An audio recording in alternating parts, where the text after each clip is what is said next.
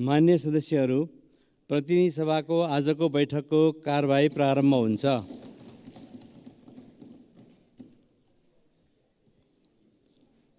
मान्य सदस्यहरू किन उठिरहनु भएको छ? बसौँ। आज प्रधानमन्त्रीज्यूबाट भ्रमणको बारेमा कुराहरू राख्ने दिनुभएकोले उहाँको कुराहरू राख्न दिउँ। त्यस पछाडि अनि हामी अरू कुराहरू नियमित ढङ्गबाट कसरी जाने हो अनि हामी जाउँ। त्यसैले म अनुरोध गर्छु मान्य सदस्यहरू बसौँ।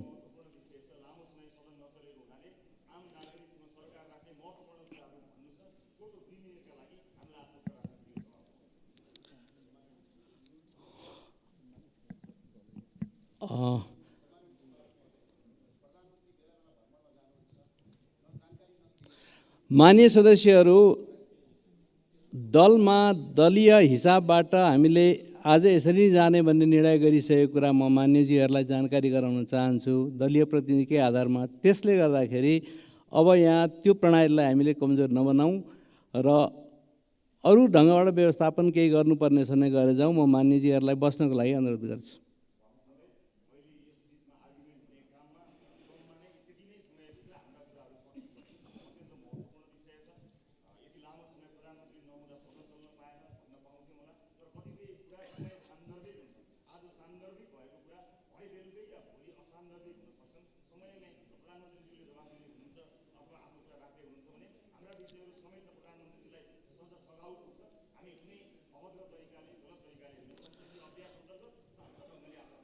माननीय सदस्य, मैले संसदीय अभ्यास अन्तर्गत नै योभन्दा अगाडि दलीय हिसाबबाट सचेतक मान्यजीहरूसँग बसेर आज यसरी जाने भने टुङ्ग्याएको कुरा मैले फेरि पनि यहाँलाई दोहोऱ्याउन चाहन्छु। दलको आधारबाट राष्ट्रिय स्वतन्त्र पार्टीले 2 मिनेटभित्र समय मागेको हुँदा दलका नेता रवि लामिछानेलाई 2 मिनेटभित्र आफ्नो कुराहरू राख्न म समय दिन्छु। सम्माननीय सभामुख महोदय, सबैभन्दा पहिला सम्माननीय प्रधानमन्त्रीज्यू चाइना भ्रमणबाट मुड फ्रेस गरेर आउनुभएको रहेछ। तर आउँदै जनताको मुड अफ गरिदिनु भयो मूल्य वृद्धि गरेर। तर फेरि मुड फ्रेस गराउने काम फिर्ता लिएर गर्नुभएको छ। म पहिला उहाँलाई धन्यवाद दिन चाहन्छु। तर एउटा कुरा चाहिँ यहाँ मैले जोड्नै पर्ने के हुन्छ भने आयल निगमका विषयमा जोड्नै पर्ने हुन्छ। धन्यवाद दिइवरी। यो आयल निगम व्यापार पनि आफै गर्छ, आयात पनि आफै गर्छ, नियामक निकाय पनि उही हो, सबै कुरा आफै गर्छ र भन्छ सधैँ घाटामा छु भन्छ। कर्मचारीलाई बोनस बाँड्न पनि भ्याउँछ तर सधैँ यो घाटामा रहन्छ। यो घाटा के हो? सधैँ यो देशले यो घाटा सहिरहनु पर्ने कुराको चाहिँ निर्क्युल होस् अनि अटोमेटिक सिस्टममा अन्तर्राष्ट्रिय बजारमा बढेको मूल्यका कारणले आफै भएको हो भन्ने हो भने घटेका बेलामा यसले मूल्य किन घटाउँदैन, 2 दिन 3 दिन किन लगाउँछ? यो कुरामा गम्भीर ध्यानाकर्षण म आज गराउन चाहन्छु। र अर्को महत्त्वपूर्ण कुरा, संविधान दिवसका दिनमा सम्माननीय राष्ट्रपतिज्यूले भोजको आयोजना गर्नुभएको थियो। त्यो भोज कार्यक्रममा म सरिक हुन पाइनँ। तर संयोगले त्यही दिन म रोल्पाको एक परिवारमा गएँ। त्यहाँ बसेर जनताले बनाएको ढिँडो खान पाएँ। मलाई लागेको थियो त्यो संविधान दिवसको भोज थियो, त्यो खुसी थियो संविधान दिवसको उपलक्ष्यमा। तर त्यो भोज त संविधान पाएको खुसियालीको भोज होइन रहेछ। दिन दहाडै सडकमा मान्छे काट्नेलाई उन्मुक्ति दिएको पार्टी रहेछ। म खुसी छु त्यो पार्टीमा त्यो जुठो खान परेन। नेपाली जनताले लडेर ल्याएको लोकतन्त्रमा संविधान जसलाई लिएर यो देशले आशा गरेको छ, भरोसा गरेको छ, त्यति धेरै हामीले लगानी गरेर बनाएको संविधान दिवसको अवसर पारेर त्यसमा मौका छोपेर जुन काम सरकारको सिफारिसमा सम्माननीय राष्ट्रपतिबाट हुन गयो, राष्ट्रिय स्वतन्त्र पार्टी त्यसको घोर विरोध गर्न चाहन्छ र यो लोकतन्त्र, संविधान यी विषयहरूमा टेकेर यस्ता जघन्य अपराध गर्ने मानिसहरूलाई, दिउँसै मानिसलाई हत्या गर्ने र आजीवन सजाय पाएको मान्छेलाई यस्ता अवसरहरूमा, जनताले खुसी मान्नुपर्ने अवसरहरूमा उन्मुक्ति दिने प्रणालीलाई बन्द गर्नको निमित्त म जोरदार माग गर्न चाहन्छु। धन्यवाद सभामुख महोदय। मान्य सदस्यहरू, आजको शून्य समय र विशेष समयको कार्यक्रम नरहेको बेहोरा म जानकारी गराउँछु। मान्य सदस्यहरू आसन ग्रहण गरौँ। मैले अघि नै पनि भनिसकेँ। मान्य सदस्यहरू आसन ग्रहण गरौँ। आज शून्य समय र विशेष समय पनि रहेको छैन र मैले दलीय आधारमा 2 मिनेटभित्र अघि एउटा समय दिएँ। बाँकी अब हामी विषयमा जानेछौँ। माननीय सदस्यहरूलाई म आसन ग्रहण गर्नको लागि अनुरोध गर्छु। माननीय सदस्यहरू आसन ग्रहण गरौँ। माननीय सदस्यहरू, मैले अनुरोध गरिसकेँ। आज विशेष कार्यक्रम राखिएको हुँदाखेरि माननीय सदस्यहरूले आसन ग्रहण गरेर कार्यसूचीमा जानको लागि म अनुरोध गर्छु।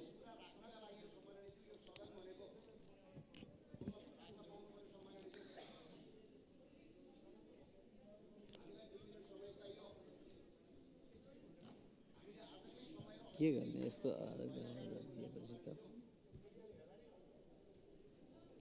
अब नबोल्ने भन्ने आएर यसरी गर्ने।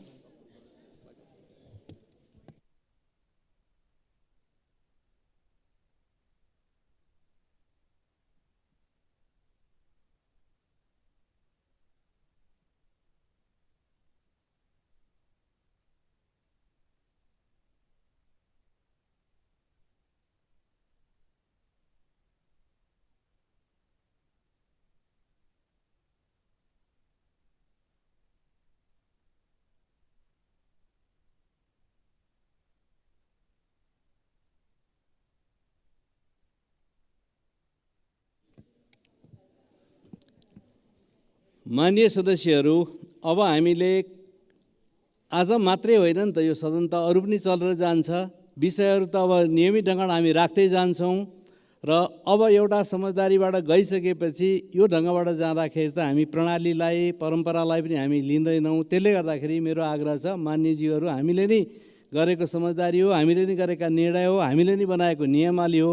त्यसको आधारमा अब अहिले अझै नराख्दाखेरि आपत्ति भइहाल्नुपर्ने खालको त्यस्तो विषय पनि मेरो जानकारीमा छैन। त्यस कारणले माननीय सदस्यहरू आसन ग्रहण गरेर सदनको कारबाहीलाई अगाडि लानको लागि माननीय सदस्यहरू सहयोग गर्नुपर्नेछ र सहयोग गर्न म अनुरोध गर्छु र आसन ग्रहण गर्नको लागि अनुरोध गर्छु माननीय सदस्य।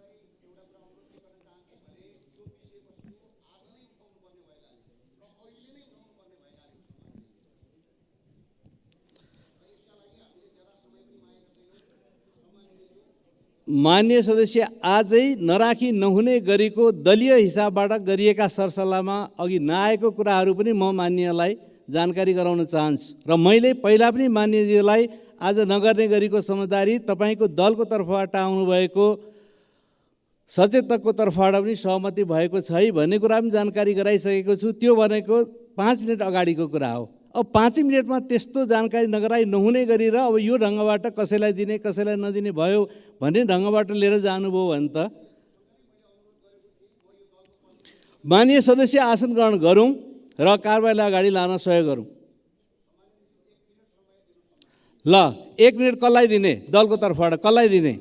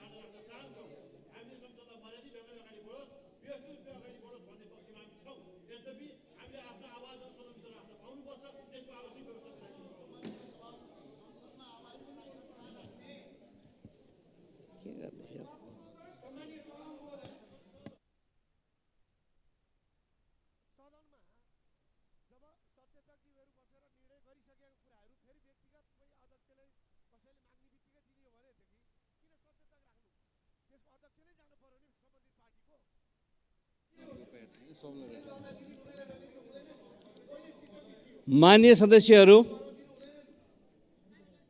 आजको सभा सञ्चालन सम्बन्धीको विषयको बारेमा पूर्व सचेतक मान्यजीहरूसँग समेत बसेर एउटा समझदारी बनिसकेको कुरालाई म फेरि राख्न चाहन्छु र केही त्यस्ता कुराहरूलाई राखेर पनि जाँदा आपत्ति हुन्न भनेर दिएको कुराले परिरहेको असरको बारेमा पनि मान्यजीहरू जानकार हुनुहुन्छ।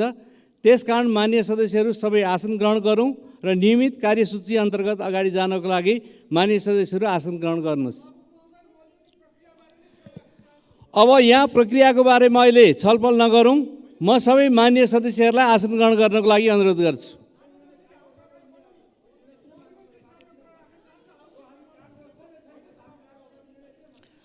माननीय सदस्यहरू आसन ग्रहण गर्नुहोस्, म तपाईँहरूलाई अनुरोध गर्दैछु।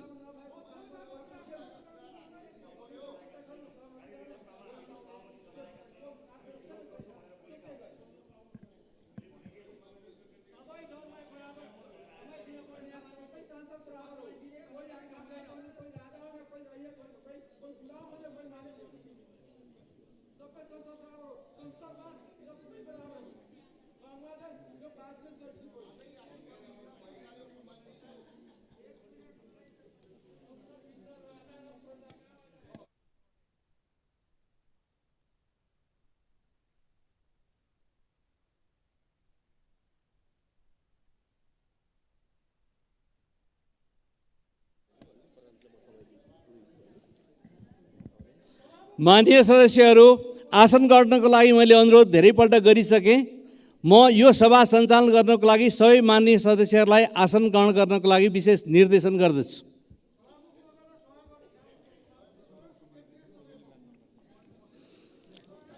मैले आसन गर्नको लागि माननीय सदस्यहरूलाई निर्देशन जारी गरिसकेको छु र आसन ग्रहण गरौँ।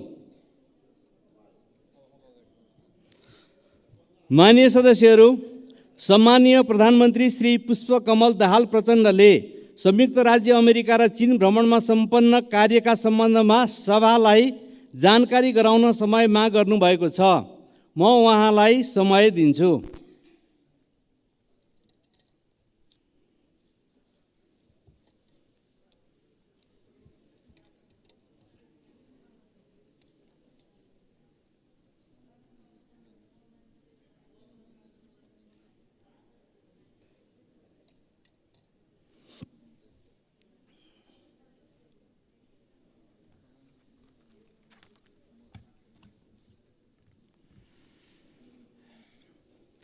सम्मान्य सभामुख महोदय,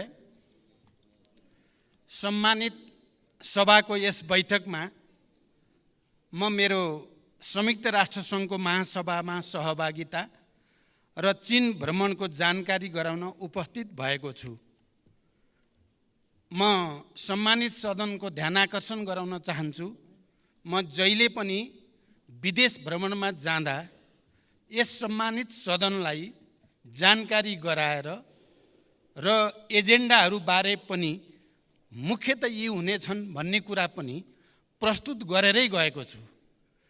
भारत भ्रमणमा जाँदा पनि मैले सम्मानित सदनलाई जानकारी गराएरै गएको थिएँ र अहिले संयुक्त राष्ट्रसङ्घ र चीनको भ्रमणमा जाँदा पनि मैले सम्मानित सदनलाई जानकारी गराएको स्मरण गराउन चाहन्छु। केही मान्य सदस्यहरूलाई थाहा रहेनछ कि जस्तो लागेको हुनाले मैले अलि जोड दिएर भन्नुपर्ने अवस्था आइलाग्यो। यी भ्रमणका बारेमा जानकारी गराउनु पूर्व सर्वप्रथम म दुईवटा विषयमा सम्मानित सदनलाई जानकारी गराउन आवश्यक ठान्दछु। एक, आजै बसेको मन्त्री परिषदको बैठकले सुनको अवैध पैठारी तस्करी नियन्त्रणका लागि सुझाव सहितको प्रतिवेदन पेश गर्न जाँचबुझ आयोग ऐन 2026 को दफा 3 को उपदफा 2 बमोजिम उच्च अदालतका पूर्व न्यायाधीश श्री दिल्लीराज आचार्यको अध्यक्षतामा पूर्व प्रहरी अतिरिक्त महानिरीक्षक श्री सहकुल बहादुर थापा, पूर्व सहसचिव श्री किशोर जङ कार्की र पूर्व सहसचिव श्री प्रेमराज जोशी रहेको जाँचबुझ आयोग गठन गर्ने निर्णय भएको छ। 2, नेपाल आयल निगमले हिजोदेखि लागू हुने गरी पेट्रोलियम पदार्थको मूल्यमा गरेको वृद्धि आसन्न चाडबाड र उपभोक्ता हितलाई पनि ध्यान राखी तत्काल फिर्ता लिन मैले निर्देशन गरे बमोजिम नेपाल आयल निगमले सो मूल्य वृद्धिको निर्णय फिर्ता लिई पुरानै मूल्य कायम गरेको छ। म मान्य सदस्यहरूलाई जानकारी के गराउन पनि आवश्यक ठान्दछु भने अघि एकजना मान्य सदस्यहरूले सरकार बाहिरबाट प्रधानमन्त्री आउँदा आउँदै जनतालाई भन्नुभयो, त्यो मेरो जानकारीमा थिएन र प्रधानमन्त्री या सम्बन्धित मन्त्रालयको पनि निर्णयभन्दा केही महिना अगाडि आयल निगम बिस्तारै पहिलाको ऋण चुक्ता गरेर नाफातिर गइरहेको स्थितिमा सायद यो उपयुक्त समय हो अटो प्राइसिङमा जाने भन्ने भएको थियो। त्यसैको आधारमा भएको थियो, जुन अहिलेको जनताको पीर मर्का, जनताको भावना र आवश्यकता विपरीत थियो। आज बिहान मात्रै मैले प्रधानमन्त्री या सम्बन्धित मन्त्रालय या उपप्रधानमन्त्रीहरूलाई पनि जानकारी नदिई अटो प्राइस भनेको आयल निगमको स्वतन्त्रता होइन, राज्यबाट अलग जाने भन्ने होइन, राज्यभित्रकै अङ्ग हो। त्यसकारण अहिलेको यो परिस्थितिमा त्यो मूल्य फिर्ता लिनुपर्छ भन्ने निर्णय गरियो। त्यही निर्देशन अनुसार आयल निगमले मूल्य फिर्ता लिएको छ। यो जानकारी पनि म गराउन चाहन्छु।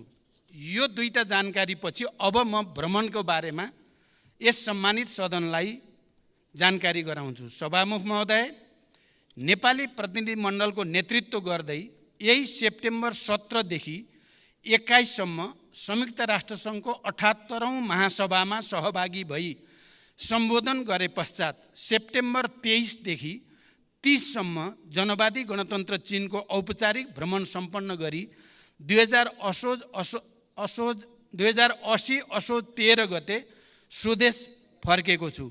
संयुक्त राष्ट्रसङ्घको महासभामा सहभागी हुन र चीनका प्रधानमन्त्री ली छियाङको निमन्त्रणामा चीन भ्रमणमा जानु अघि पनि मैले यस विषयलाई जानकारी गराएकै थिएँ। मित्र राष्ट्र चीनको औपचारिक भ्रमण चीनका महामहिम राष्ट्रपति सी जिनपिङले गर्नुभएको 2019 को भ्रमणपछि नेपालबाट गरिएको यो पहिलो उच्चस्तरीय भ्रमण हो। कोभिड-19 महामारीका कारण लामो समयदेखि उच्च स्तरमा कुनै भ्रमण नभएको सन्दर्भमा मेरो भ्रमणले नेपाल र चीन बीच आपसी विश्वासको वातावरणलाई सुदृढ गर्दै दुवै देशबीच रहिआएको ऐतिहासिक सम्बन्धको समग्र पक्षलाई थप प्रगाढ बनाउन महत्त्वपूर्ण भूमिका खेलेको विश्वास लिएको छु। यस भ्रमणका दौरानमा चीनका महामहिम राष्ट्रपति तथा प्रधानमन्त्रीसँग सारभूत पक्षमा भएको छलफलबाट नेपाल चीन सम्बन्धलाई थप उचाइ दिन मद्दत पुगेको छ। विगतमा भएका समझदारीहरूको कार्यान्वयन गर्दै लैजाने प्रतिबद्धता व्यक्त भएको छ। चीनका महामहिम राष्ट्रपति र प्रधानमन्त्रीसँग प्रतिनिधिमण्डल स्तरीय वार्ता र छलफल हुँदा चीनसँगको व्यापार, लगानी, अन्तर्देशीय यातायात सञ्जाल र आर्थिक सामाजिक साझेदारी वृद्धि गर्दै लैजाने दिशातर्फ हाम्रो सम्बन्ध केन्द्रित रहनुपर्ने मैले राखेको धारणाप्रति महामहिम राष्ट्रपति र प्रधानमन्त्रीले चीनको पूर्ण समर्थन रहेको बताउनु भयो। उच्चस्तरीय भेटहरूमा नेपालको उत्तरी सीमा क्षेत्रमा चीन तर्फबाट प्रसारण लाइन निर्माण, नेपाल र चीनको सिमानामा रहेको भूभागमा केन्द्रीय विद्युत प्रसारण प्रणालीबाट विद्युतको पहुँच पुर्याउन नसकिने स्थानहरूमा सौर्य प्रणाली जडान, विभिन्न सडक निर्माण तथा स्तर उन्नति, स्वास्थ्य तथा कृषि क्षेत्रमा सहयोग विस्तार, कोभिडपछि अवरुद्ध भएका साथै परम्परागत सीमा नाकाहरूको पुनः सञ्चालन, सीमा नाकामा नेपालतर्फ पूर्वाधार निर्माण, अत्याधुनिक प्रयोगशाला निर्माण जस्ता पूर्वाधार विकासका बारेमा केन्द्रित भएको थियो। यसै गरी नेपाल चीन बीचको जनस्तरको सम्बन्धलाई प्रगाढ बनाउन पोखरा अन्तर्राष्ट्रिय विमानस्थलहरूमा चीनबाट सोझै हवाई उडान गरिनुका साथै विज्ञान र प्रविधिको क्षेत्रमा सहकार्य गर्ने, द्विपक्षीय व्यापार विस्तार गर्ने विषयमा समेत विस्तारपूर्वक छलफल भयो। नेपाल सदैव एक चीन नीतिमा प्रतिबद्ध रहँदै आएको र नेपाल चीन बीचको सम्बन्ध पञ्चशीलको सिद्धान्त, असल मित्रता, आपसी साझेदारी र सम्मान तथा अन्तर्राष्ट्रिय मूल्य मान्यता र कानुनमा आधारित रहेको पृष्ठभूमिमा भविष्यमा यो सम्बन्धलाई थप उचाइमा लैजाने दिशातर्फ दुवै पक्षले गर्नुपर्ने कार्यका बारेमा गम्भीर विचार विमर्श भयो।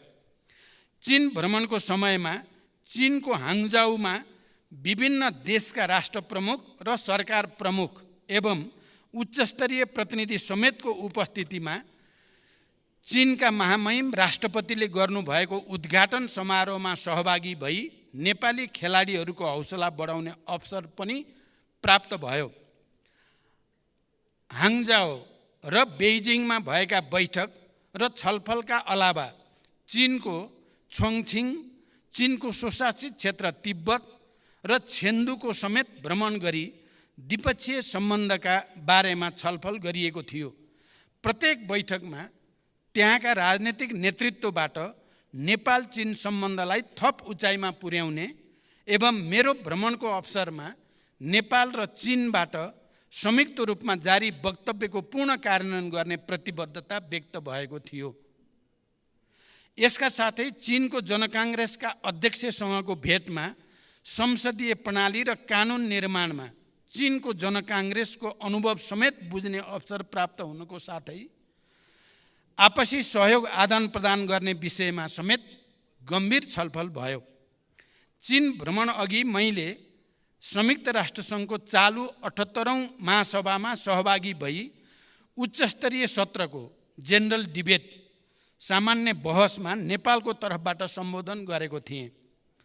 यस सम्बोधनमा मैले प्रमुख रूपमा नेपालको शान्ति प्रक्रिया र त्यसलाई ठोस निष्कर्षमा पुर्याउन अन्तर्राष्ट्रिय समुदायको सहयोग, जलवायु परिवर्तन तथा यसले गर्दा नेपाल लगायत अल्पविकसित देशहरूमा परेको नकारात्मक प्रभाव र त्यसका निराकरणका उपायहरू, हिमाली राष्ट्रहरूका समस्या, दिगो विकासका लक्ष्यहरूको प्राप्तिमा अल्पविकसित राष्ट्रहरूका समस्या प्रस्तुत गर्दै ती समस्या समाधानमा साधन स्रोतको व्यवस्थापनका लागि विश्व समुदायको गम्भीर ध्यानाकर्षण गराएको छु। यसैगरी अति कम विकसित तथा भूपरिवेष्टित राष्ट्रका समस्याहरूप्रति विश्वको ध्यानाकर्षण गराउँदै ती राष्ट्रहरूको विकासका लागि अन्तर्राष्ट्रिय सहयोग, प्रविधि हस्तान्तरण र लगानीका माध्यमबाट गरिबी तथा असमानता हटाउँदै जानुपर्ने विषयमा मैले विशेष जोड दिएर राखेको छु। साथै समकालीन विश्वका प्रमुख मुद्दाहरू मानवाधिकार, निशस्त्रीकरण, आतंकवाद बारे नेपालको दृष्टिकोण पनि प्रष्ट शब्दमा प्रस्तुत गरेको छु। महासभाको मूल सत्रका अलावा दिगो विकास सम्बन्धी शिखर सम्मेलन एसडिजी समिट, जलवायु सम्बन्धी शिखर सम्मेलन क्लाइमेट एम्बिसन समिट, महामारी रोकथाम तयारी र प्रतिकार्य सम्बन्धी उच्चस्तरीय बैठक high level meeting on pandemic prevention, preparedness and response, विकासका लागि वित्त सम्बन्धी उच्चस्तरीय संवाद high level dialogue on financing for development, स्वास्थ्य सम्बन्धी high level meeting on universal health coverage तथा united nation friends of vision high level briefly समेत सम्बोधन गरेको थिएँ। यी सम्बोधनहरूमा मैले नेपाल लगायत अति कम विकसित राष्ट्रहरूको तर्फबाट समेत दिगो विकासका लक्ष्य प्राप्तिका समस्या, त्यसको समाधान, जलवायु परिवर्तनको प्रभाव र सोको न्यूनीकरणमा सहयोग गर्न अति कम विकसित मुलुकहरूका लागि सहज वित्तीय पहुँचको सुनिश्चितता, कोभिड-19 लगायतका महामारी र सोबाट गरिब मुलुकहरूका अर्थतन्त्रमा परेका समस्याका बारेमा विस्तृत र स्पष्ट दृष्टिकोण राखेको थिएँ। यसपटकको मेरो राष्ट्रसङ्घको सबै सभाहरूमा सम्बोधन गर्दा खाली नेपालको प्रधानमन्त्रीको हैसियतले मैले विषयलाई स्पष्ट राख्ने अवसर प्राप्त गरेको मात्रै होइन। यो पटक हाम्रो लागि विशिष्टता के रह्यो भने हामी एलडिसीको चेयर हौँ। यो पटक 47वटा कम विकसित देशहरूको अध्यक्षको हैसियतले प्रत्येक सभामा सम्बोधन गर्ने विशेष अवसर पनि नेपाललाई प्राप्त भयो र त्यो अवसरको हामीले अधिकतम सदुपयोग गरेको जानकारी पनि म गराउन चाहन्छु। संयुक्त राष्ट्रसङ्घको महासभाकै दौरानमा अमेरिकी राष्ट्रपति एवं संयुक्त राष्ट्रसङ्घका महासचिव लगायत विभिन्न देशका राष्ट्र प्रमुख र सरकार प्रमुखसँग पनि द्विपक्षीय गम्भीर छलफल भएको थियो। मैले र प्रतिनिधिमण्डलका सदस्य माननीय परराष्ट्र मन्त्रीले संयुक्त राष्ट्रसङ्घका सम्बन्धित अधिकारीहरूसँग गरेको छलफलमा शान्तिकर्मीहरूको सुरक्षा, बन्दोबस्तीका लागि भएको खर्चको समयमै शोध भर्ना तथा निकासा लगायत नेपालले गरेको अटुट र उच्च तहको योगदानको कदर स्वरूप जिम्मेवार तथा उच्च पदहरूमा नेपालको समुचित प्रतिनिधित्व हुनुपर्ने विषयलाई विशेष प्राथमिकताका साथ जोड दिएर उठाइएको छ। समग्रमा दुवै भ्रमणहरू सफल भएको मैले र हाम्रो प्रतिनिधिमण्डलले ठानेको छ। चीनको भ्रमणले झन्डै 4 वर्ष लामो नेतृत्व तहबाट एक अर्का मुलुकमा भ्रमण नभएको स्थितिको अन्त्य भएको छ। उच्च स्तरमा भएको द्विपक्षीय वार्ताबाट छिमेकीहरूका संवेदनशील विषयहरूमा नेपालले पालन गर्दै आएको नीतिको पुनर्पुष्टि भएको छ। राजनीतिक तहमा विश्वासको वातावरण बनेको छ। पूर्वाधार निर्माण, व्यापार, लगानी तथा जनस्तरको सम्बन्ध विस्तारमा द्विपक्षीय सहयोग र सहकार्यलाई तीव्रता दिने मार्ग प्रशस्त भएको छ र अझ महत्त्वपूर्ण त नेपाल र नेपाली जनताप्रति चिनिया नेताहरूको सद्भावना विशेष रूपले अभिवृद्धि भएको हामीले महसुस गरेका छौँ। त्यसै गरी संयुक्त राष्ट्रसङ्घको महासभामा प्रधानमन्त्री स्तरमा भएको सहभागिताबाट नेपालको शान्ति प्रक्रियालाई निष्कर्षमा पुर्याउन संयुक्त राष्ट्रसङ्घ र अन्तर्राष्ट्रिय समुदायको सद्भाव हासिल गर्ने, नेपालमा द्वन्द्वबाट शान्तितर्फ रूपान्तरणको सफल उदाहरणलाई अन्तर्राष्ट्रिय समुदायले उचित मान्यता दिनुपर्ने, दिगो विकासका लक्ष्यहरूको कार्यान्वयन तथा जलवायु परिवर्तनका प्रभावहरूबारे नेपाल लगायत अति कम विकसित मुलुकहरूका चुनौती र तिनको सम्बोधनका लागि विश्व समुदायको ध्यानाकर्षण गर्ने विषयमा नेपाल यसपटक देखिने गरी प्रस्तुत हुन सफल भएको छ। सभामुख महोदय, साँच्चै नै एलडिसीको चेयरको हैसियतले पनि, क्लाइमेट चेन्जको सबभन्दा बढी असर परेको क्षेत्रको हैसियतले पनि शान्ति प्रक्रियालाई अन्तिम निष्कर्षमा पुर्याउने र विश्वलाई नै शान्तिको एउटा नयाँ सन्देश दिने सन्दर्भमा पनि यो पटक संयुक्त राष्ट्रसङ्घको महासभामा देखिने गरी नेपाल, सुनिने गरी नेपाल स्थापित भएको महसुस हामीले गरेका छौँ।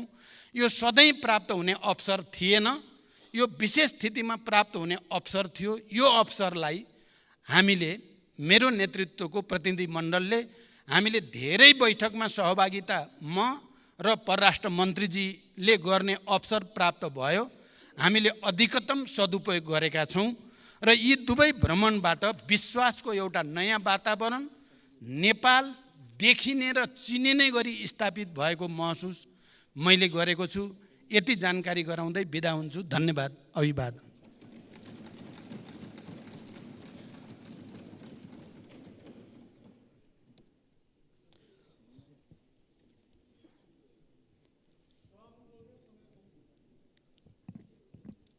मान्य सदस्यहरू, सम्माननीय प्रधानमन्त्रीले आफ्नो भ्रमणको सम्बन्धमा सदनलाई जानकारी गराइसक्नु भएको छ। यो जानकारीमा स्पष्टीकरण नराखिएको बेहोरा म मान्य सदस्यज्यूहरूलाई जानकारी गराउन चाहन्छु।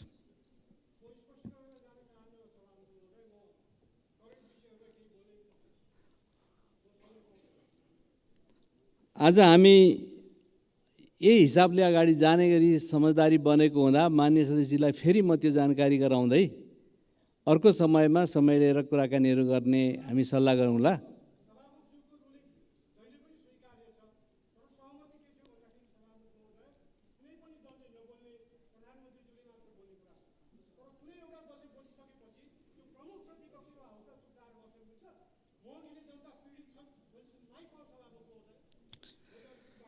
मान्य सदस्य, त्यही समझदारी भएकै कारणले मैले मान्यज्यूलाई माइक दिन सक्दिनँ। मान्यज्यू,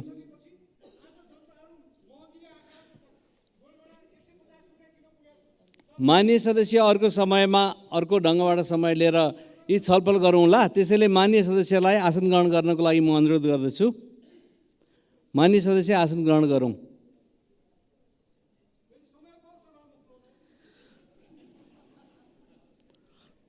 समय दिनलाई आज सम्भव छैन भन्ने कुरा मैले फेरि मान्य सदस्यज्यूलाई अनुरोध गर्दै आगामी बैठकहरूमा यस्ता विषयमा छलफल गर्ने वातावरण बनाऊँ, योजना बनाऊँ र अगाडि बढौँ भनेर बस्न अनुरोध गर्दछु।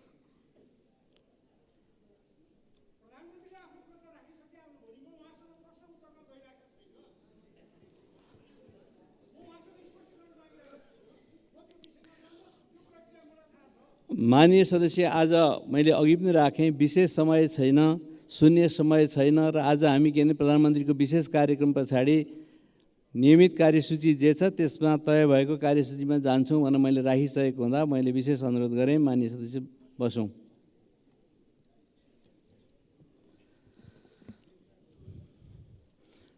माननीय सदस्यहरू, राष्ट्रपतिको कार्यालयबाट पत्र प्राप्त हुन आएको छ।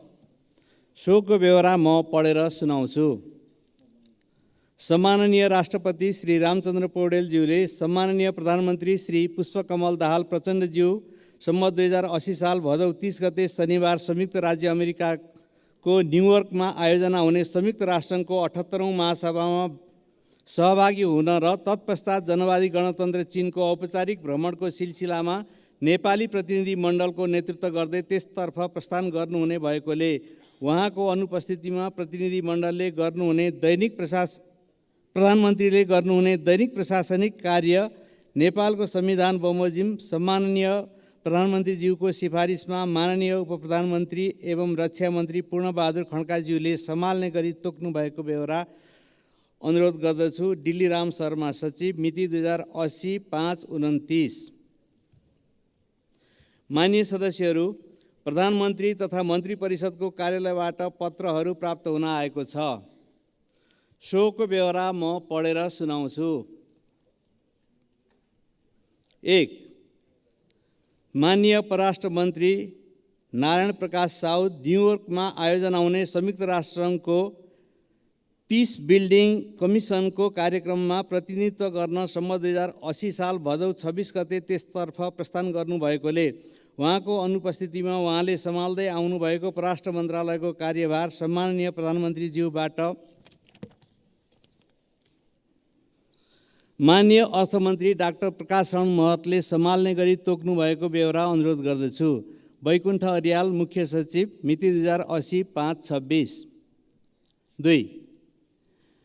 माननीय कृषि तथा पशुपक्षी विकास मन्त्री डाक्टर बेदुराम भुषाल क्युबाको हवानामा आयोजना हुने ग्रुप अफ 77 एन्ड चाइना शिखर सम्मेलनमा सहभागी हुन सम्म 2080 साल भदौ 27 गते त्यसतर्फ प्रस्थान गर्नुहुने भएकोले उहाँको अनुपस्थितिमा उहाँले सम्हाल्दै आउनुभएको कृषि तथा पशुपक्षी विकास मन्त्रालयको कार्यभार सम्माननीय प्रधानमन्त्रीज्यूबाट माननीय उपप्रधानमन्त्री एवं गृहमन्त्री नारायण काजी श्रेष्ठले सम्हाल्ने गरी तोक्नु भएको बेहोरा अनुरोध गर्दछु। बैकुण्ठ अर्याल, मुख्य सचिव, मिति 2080-5-26।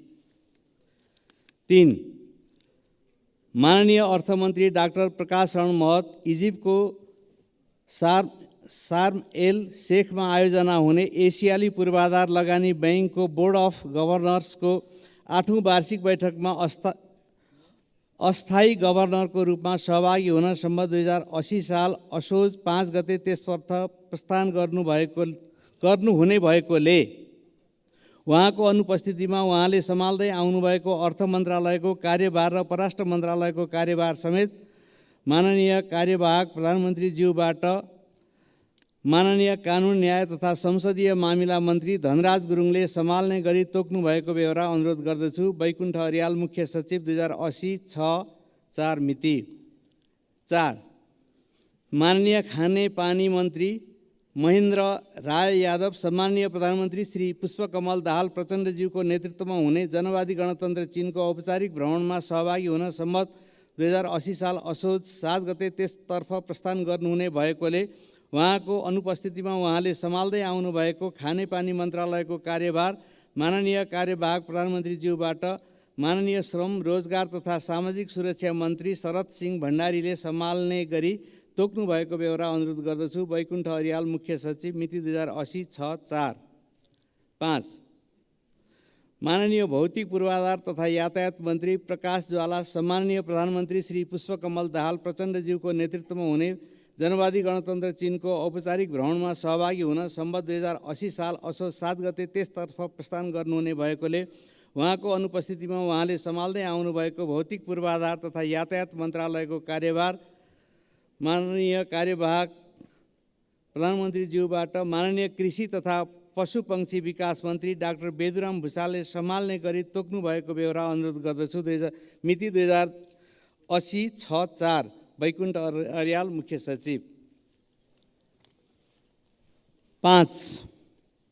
माननीय युवा तथा खेलकुद मन्त्री डिगबहादुर लिम्बू मित्र राष्ट्र चीनको होङजाओ सहरमा आयोजना हुने 19औं एसियाली खेलकुद प्रतियोगितामा नेपाल तर्फबाट सहभागी हुने प्रतिनिधि मण्डलको नेतृत्व गर्दै सम्म 2080 साल असोज 5 गते त्यसतर्फ प्रस्थान गर्नुहुने भएकोले उहाँको अनुपस्थितिमा उहाँले सम्हाल्दै आउनुभएको युवा तथा खेलकुद मन्त्रालयको कार्यभार माननीय कार्यवाहक प्रधानमन्त्रीज्यूबाट माननीय शहरी विकास मन्त्री सीता गुरुङले सम्हाल्ने गरी तोक्नु भएको बेहोरा अनुरोध गर्दछु। बैकुण्ठ अर्याल, मुख्य सचिव, मिति 2080-6-5।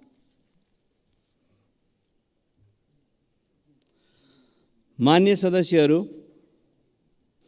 विद्यालय शिक्षा विधेयक 2080 लाई प्रस्तुत गर्न अनुमति माग्ने प्रस्तावमाथि प्रतिनिधि सभा नेवाली 2079 को नियम 105 बमोजिम माननीय श्री प्रेम सुवालबाट विरोधको सूचना प्राप्त हुन आएको बेहोरा जानकारी गराउँछु। मान्य सदस्यहरू, अब उक्त विधेयकलाई प्रस्तुत गर्न अनुमति माग्ने प्रस्तावमाथि विरोधको सूचना दिनुहुने प्रस्तावक मान्य श्री प्रेम सुवाललाई उक्त विरोध प्रस्तुत गर्नुको कारणसहित संक्षिप्त वक्तव्य दिन अनुमति दिन्छु। समय 5 मिनेट।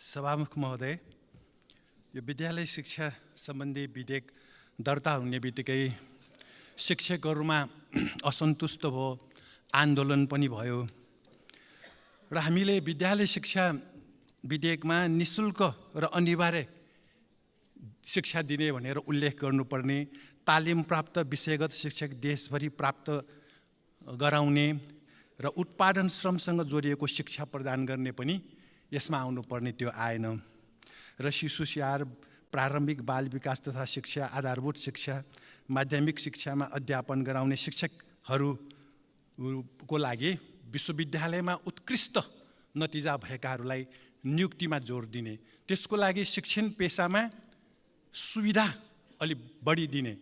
अरू पेसाभन्दा शिक्षा समाजको बिउ हो। अब शिक्षै नराम्रो भएपछि, शिक्षक नराम्रो भएपछि भविष्य राम्रो हुँदैन देशको। यतातिर यो विधेयकले ध्यान दिन सकेन र निजी लगानीका विद्यालयलाई तोकिएको समयभित्र सरकारले क्षतिपूर्ति दिएर लिइहाल्ने। शिक्षा व्यापार होइन। अहिले 2 लाख 3 लाख महिनाको फी उठाउने विद्यालय पनि छन्। विद्यालय सञ्चालकहरू केही माननीयहरू भएको पनि नाम बाहिर आएको छ। यसरी यसलाई चाहिँ सम्बोधन गरेन र शैक्षिक गुठी अन्तर्गतको विद्यालय भनेको सरकारकै सम्पत्ति हो र वर्षेनी सहयोग गर्नुपर्ने हो शैक्षिक गुठी अन्तर्गतकालाई। यो आएको छैन र प्रत्येक जिल्लामा शिक्षा कार्यालय हटाइसकेको र शिक्षकहरूले पनि यो माग गरेको र यो स्थानीय तहमै बन्दोबस्त गर्ने कुरो भइसकेकोलाई फेरि जिल्ला शिक्षा कार्यालय पुनर्स्थापन गर्नेलाई यो प्रतिगमनै भयो, सरकार प्रतिगामी भयो भनेर विरोध भएको छ। यसलाई पनि सम्बोधन गरेन यो विधेयकले र देशभरि नै एकै प्रकारको अध्ययन र अध्यापनको व्यवस्था गरी गुणस्तरीय शिक्षा कायम गर्न राष्ट्रिय स्तरमै कक्षा 10 को परीक्षा लिनुपर्छ। अब 12मा मात्र परीक्षा लिने भए राष्ट्रिय स्तरको शिक्षाको गुणस्तर हुँदैन। त्यसकारण विद्यार्थीलाई बीचमा परीक्षाको बन्दोबस्त गर्नुपर्छ। यो हटाइएको पनि ठिक भएन। शिक्षाविदहरूले पनि यो विषय आलोचना गरेको छ र शिक्षकले देश र जनताको हितमा राजनीति गर्न पाउनुपर्छ। खुला सिमानामा भूमि मिचे पनि शिक्षक बोल्न नपाउने, महँगी भए पनि बोल्न नपाउने, भ्रष्टाचारको पनि बोल्न नपाउने, तस्करको पनि बोल्न नपाउने, अभिव्यक्ति स्वतन्त्रता हनन गरिएको छ यो विधेयकमा। त्यस्तो हुँदैन। त्यसकारण यसलाई संशोधन गरेर मात्र पेश गर्नुपर्छ र विदेशी बोर्ड र शिक्षण संस्थासँग आबद्ध भएको विद्यालय सञ्चालन अनुमतिको व्यवस्था गर्नु हुँदैन। हाम्रो आफ्नै बोर्डलाई राम्रो बनाउने हो र स्कलरसिप कुनै मित्र देशले दिन्छ भने त्यहाँ पठाइदिने हो। नभए अहिले हाम्रो 500वटा कलेज बन्द हुने अवस्था छ। +2 सकेपछि विद्यार्थी बाहिर, पूर्वाधार त्यतिकै खाली छ। यो विषय चाहिँ सरकारको ध्यान जानुपर्छ र साथसाथै शिक्षकहरूले आफ्नो असन्तुष्टि पोख्दैमा लाठीचार्ज गरेर घाइते बनाउने यो ठिक होइन। शान्तिपूर्ण भेला प्रदर्शन र बोल्न पाउने त संवैधानिक अधिकार हो नि। प्रधानमन्त्रीज्यूहरू र मन्त्रीज्यूहरू संविधानको व्याख्याता जस्तै कसैले केही आपत्ति जनाउने बित्तिकै पिटिहाल्ने र थुइने हाल्ने, यो काम चाहिँ गलत छ। सरकार यसमा सचेत हुनुपर्छ र साथसाथै हिजोकै एउटा घटना, छाया कम्प्लेक्स भने थबहीको त्यो बिहारको पोखरीमा बनेको छाया कम्प्लेक्स 26.5 रोप्ने जग्गा, त्यो जग्गामा सरकारको जग्गामा व्यक्तिले कब्जा गरेर अब त्यस बेला प्रभावित पारेर मालपोत भूमि सुधार गुठी सबैलाई प्रभाव पारेर व्यक्तिको नाममा दर्ता भयो। केशर शमशेरको छोरा चन्द्र शमशेरको छोरा केशर शमशेर, केशर शमशेरको छोरा केयूर शमशेर, त्यसपछि अम्बिका राणा, पृथ्वीबहादुर पाण्डे, उहाँहरूले कब्जा राख्नुभयो। यो जग्गा सार्वजनिक भनेर स्थानीय जनता आन्दोलनमा उत्रे, मात्र प्ले कार्ड बोकेर यतिकै उभिँदाखेरि हिजो त्यहाँ उभिन पनि दिएन भनेपछि सरकार कसको? माफियाहरूको? के बोल्न पाउँदैन यो सरकारमा? माननीय सदस्य, तपाईँको समय सकियो। त्यसकारण सरकार सचेत हुनु पर्यो र स्वास्थ्य बिमा पनि भुक्तानी भइरहेको छैन। भक्तपुरको नगरपालिकाले चलाएको खोप अस्पतालमै 10 करोड भन्दा बढी भुक्तानी भएको छ। देशभरि कस्तो होला? गरिबले अब के उपचार पनि नपाउने यो सरकार अन्तर्गत। र साथसाथै दक्षिण कोरियाले हिजो एउटा बोलेको छ, अस्ति सेना दिवसको दिन, अमेरिकासँग मिलेर उत्तर कोरियालाई आक्रमण गर्छौँ भनेर। यो कोरियाली प्रायद्वीपमा अशान्ति मचाउने हो, एसियामा युद्ध मचाउने हो। यसबारे सरकार सचेत हुनुपर्छ, बोल्नुपर्छ। सरकारले यस्तो युद्धको विरोध गर्नुपर्छ। धन्यवाद। माननीय सदस्यहरू, अब विधेयक प्रस्तुतकर्ता माननीय शिक्षा, विज्ञान तथा प्रविधि मन्त्री श्री अशोक कुमार राईलाई उक्त विधेयकलाई प्रस्तुत गर्न अनुमति माग्ने प्रस्तावमाथि प्राप्त विरोधका सम्बन्धमा संक्षिप्त वक्तव्य दिन अनुमति दिन्छु।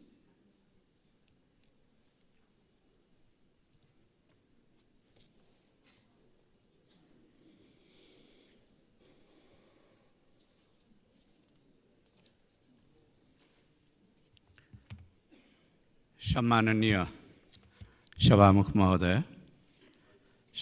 महोदयको आज्ञाले विद्यालय शिक्षा सम्बन्धी कानुनलाई संशोधन र एकीकरण गर्न बनेको विधेयकमाथि माननीय सदस्यले राख्नुभएको जुन विरोधको सूचना छ, यो सूचनालाई फिर्ता लिएर यो विधेयकलाई चाहिँ नि ऐन बनाउने प्रक्रियामा संसदको भूमिकालाई प्रभावकारी बनाउनेतर्फ सहयोग पुर्याउन हार्दिक अपिल गर्दछु। यो विधेयक 75 सालमा मस्यौदा भएर अनेकचोटि मन्त्री परिषदमा पुग्दै फिर्ता हुँदै गरेको विधेयक हो। 5 वर्षपछि अहिले बल्ल यसले संसदभित्र प्रवेश पाएको छ।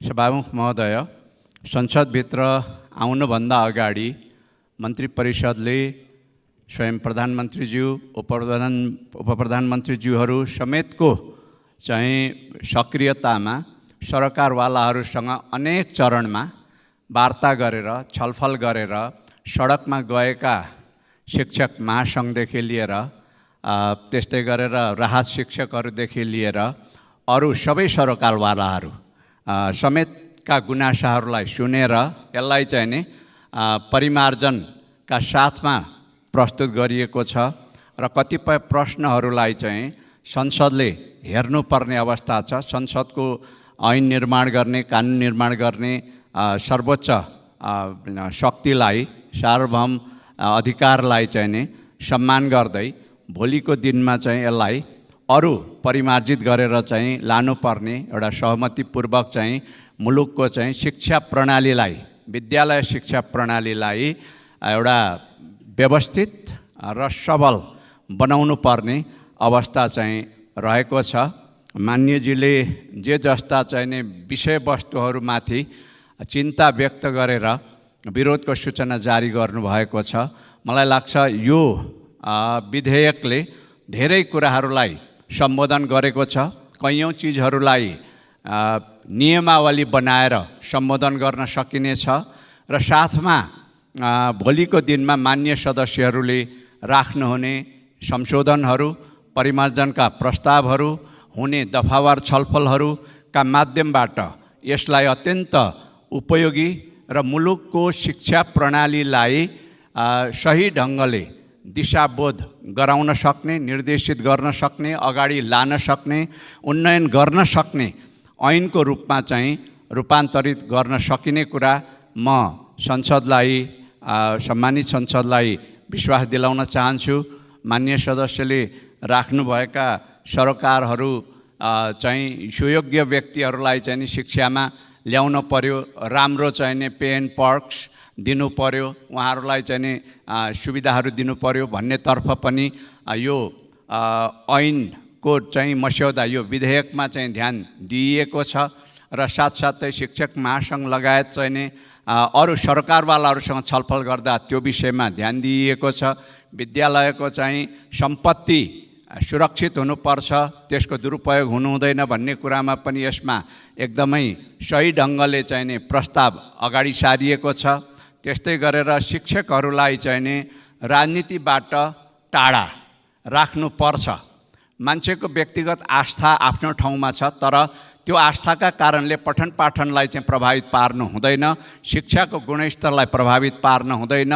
उहाँहरूले कसैको चाहिँ के भन्दाखेरि सदस्यता लिएर कसैका विरुद्धमा कसैका लागि भोट माग्ने काम गर्नु हुँदैन भन्ने कुरा राखिएको छ भने अर्कोतिर चाहिँ आफ्नो ट्रेड युनियन अधिकार अन्तर्गत आफ्नो पेसागत हक हितका निम्ति उहाँहरूले सङ्गठित हुन पाउने शिक्षक महासङ्घको व्यवस्था गरिएको छ र त्यस हिसाबले शिक्षकहरूको पेसागत चाहिँ उन्नयन र उनीहरूको पेसागत हक अधिकार, उनीहरूका अधिकार र कर्तव्यहरू समेतलाई सुनिश्चित गर्ने गरी यो विधेयक चाहिँ प्रस्ताव गरिएको छ।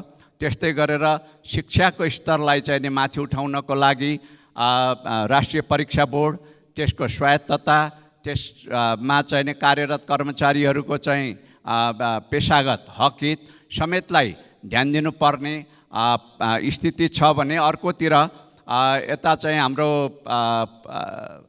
करिकुलम पाठ्यक्रम चाहिँ विकासका सम्बन्धमा पाठ्यक्रम पाठ्यपुस्तकहरू तर्जुमा गर्ने सन्दर्भमा पनि अहिलेको समसामयिक परिवर्तनलाई समेत आत्मसात गरेको पाठ्यक्रम पाठ्यपुस्तकहरू तयार गर्नुपर्ने तर्फ पनि विधेयकको ध्यान गएको छ।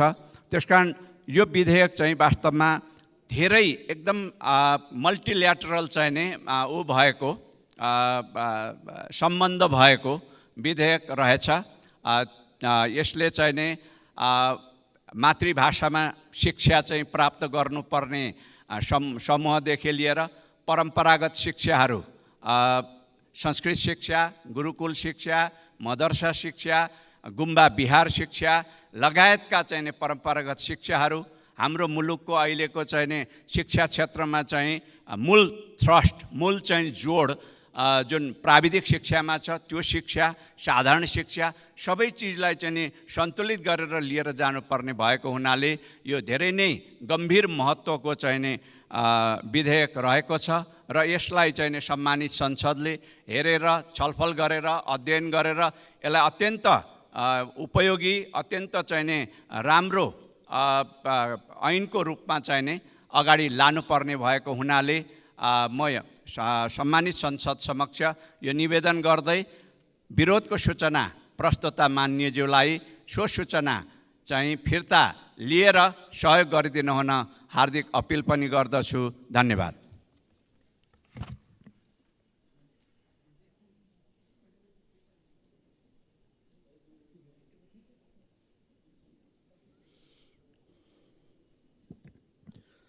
माननीय सदस्यहरू, अब विरोधको सूचना दिनुहुने माननीय सदस्य श्री प्रेम सुवाललाई आफ्नो विरोधको सूचना फिर्ता लिन चाहनुहुन्छ भने फिर्ता लिन म समय दिन्छु। सभामुख महोदय, माननीय मन्त्रीज्यूले यो शिक्षक सङ्गठनको बारे जुन राख्नुभयो, संविधानको धारा 34 अनुसार श्रमिक, त्यो पनि निजी क्षेत्रका श्रमिकले मात्र सङ्गठन गर्न पाउने भन्ने छ। त्यसकारण यो संविधान विपरीत अभिव्यक्ति भयो। र अर्को, शिक्षकले देश र जनताको हितमा बोल्ने भनेको त्यो राजनीति पनि हो। त्यो बोल्नै नपाउने त भएन नि, राजनीति गर्न पाउँदैन भनेर। त्यसकारण म आफ्नो विरोधको सूचना फिर्ता नलिने जानकारी गराउन चाहन्छु। धन्यवाद। माननीय सदस्य श्री प्रेम सुवालले आफूले दिनुभएको विरोधको सूचना फिर्ता लिन नचाहनु भएकोले उक्त विरोधको सूचनालाई निर्णयार्थ म प्रस्तुत गर्दछु।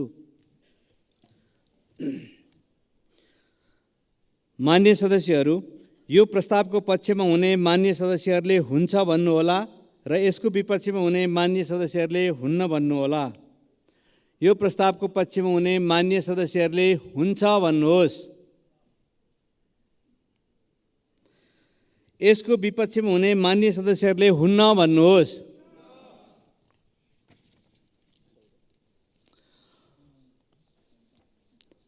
हुन्न भन्ने पक्षका मान्य सदस्यहरूको बहुमत भएकोले विद्यालय शिक्षा विधेयक 2080लाई प्रस्तुत गर्न अनुमति माग्ने प्रस्तावमाथि माननीय श्री प्रेम सुब्बाले प्रस्तुत गर्नुभएको विरोधको सूचना बहुमतले अस्वीकृत भएको घोषणा गर्दछु।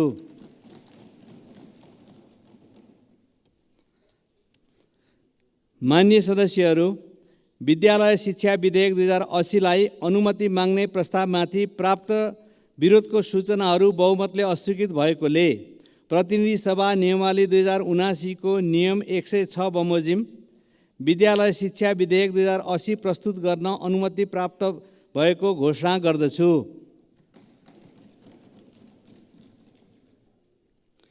माननीय सदस्यहरू, अब माननीय शिक्षा विज्ञान तथा प्रविधि मन्त्री श्री अशोक कुमार राईलाई विद्यालय शिक्षा विधेयक 2080 पेश गर्न अनुमति दिन्छु।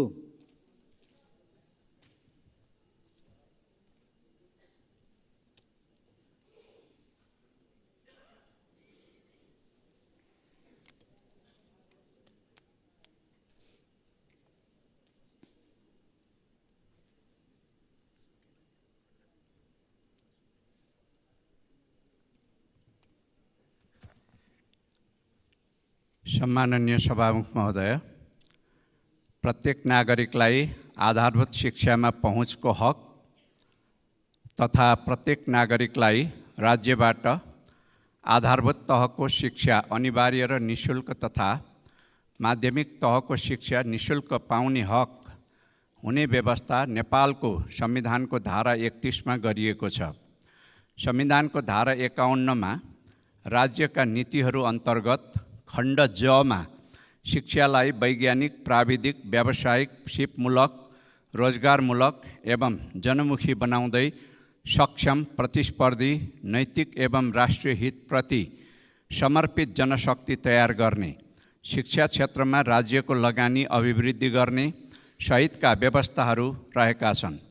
उक्त नीतिको कार्यान्वयन कानुनी व्यवस्था बमोजिम हुने हुनाले संविधानको धारा 56 मा भएको राज्यको संरचना, धारा 57 मा भएको राज्य शक्तिको बाँडफाँड तथा संविधानको अनुसूची 8 र 9 मा भएका स्थानीय तहको अधिकार एवं सङ्घ, प्रदेश र स्थानीय तहको अधिकारको साझा सूचीमा भएका व्यवस्थालाई कार्यान्वयन गरी अधिकारमा आधारित शिक्षाको प्रबन्धका साथै मुलुकको समग्र विकासका लागि नैतिक मूल्य र मान्यता सहितको सबल र सक्षम जनशक्ति विकास गर्न आवश्यक भएको छ। यसका लागि नेपालको शासकीय मूल संरचना अनुकूल हुने गरी विद्यालय शिक्षा सम्बन्धी कानुनलाई संशोधन र एकीकरण गर्न छुट्टै ऐन आवश्यक भएको छ। विद्यालय शिक्षाको राष्ट्रिय मानक तथा मापदण्ड निर्धारण गर्न तथा विद्यालय शिक्षाका मूलभूत विषयमा समता, एकरूपता र गुणस्तर कायम गरी विद्यालयको स्थापना र सञ्चालन सम्बन्धी विषयलाई व्यवस्थित गर्न विद्यालय शिक्षासँग सम्बन्धित प्रचलित कानुनलाई संशोधन र एकीकरण गर्नु परेको छ।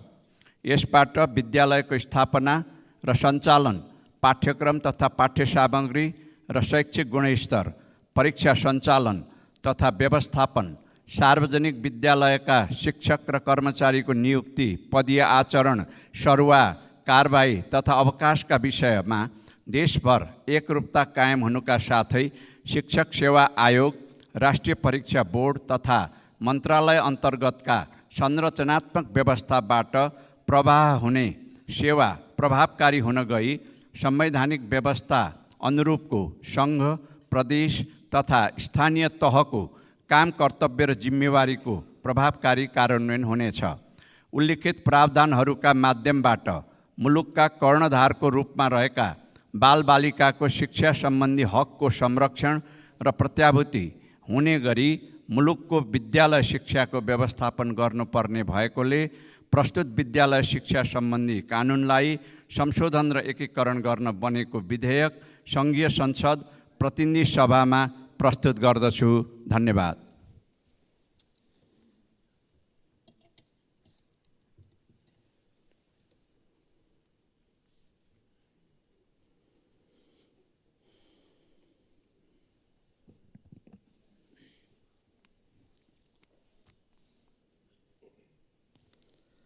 माननीय सदस्यहरू, प्रतिनिधि सभाको अर्को बैठक 2080 साल असोज 16 गते मङ्गलबार दिनको 1 बजे बस्ने गरी यो बैठक स्थगित हुन्छ।